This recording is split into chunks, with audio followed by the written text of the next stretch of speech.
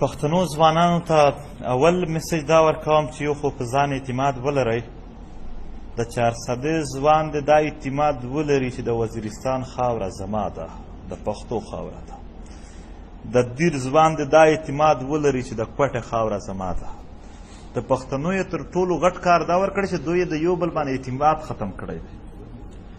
دا د یو خو په خپله خاوره اعتماد وکړي، په خپله ژبه دی وکړي، په خپل تاریخ دی وکړي، او بیا د ښه په اعتماد سره موږ وینو دا سحر چې کوم را روان دی دا ډېر ځیرک خلکو ته په نظر راغلی دی، دا شای معلوم شوی دی. ورځ به دا توره شپه به تېرېږي، سحر به راځي، خو موږ وایو چې تاریخ لیکه شي، راشئ موږ ټول یو داسې مثال پرېږدو چې راتلونکی نسل واقعي فخر پرې وکړي.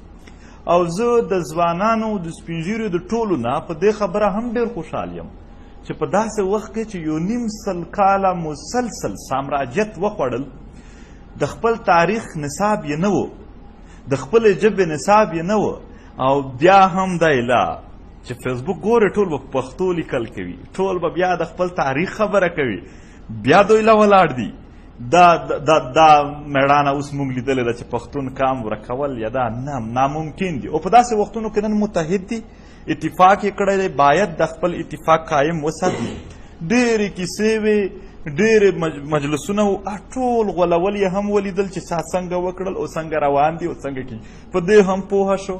اوس تقریبا پښتانه ځوانان پوهه شوي دي، اعتماد یې لرلی دی، اوس پرمختګ دی. دا پرمختګ به په پرامن طریقه سره، په خوږه طریقه سره، ډېر د دلیلونو په بنیاد، د منطق او د علم په بنیاد به دا پر مخ بوځو.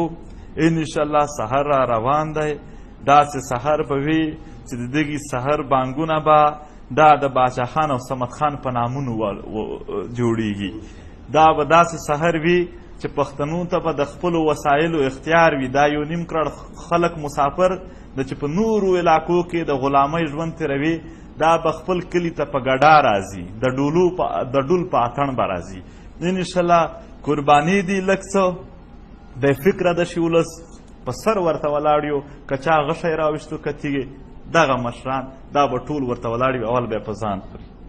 نن هم که څه هم د علاقې د پښتنو ځوانان شهیدان زخمیان دي، خو د علاقې مشران هم په جیلونو کې ناست دي، تشدد زغمي.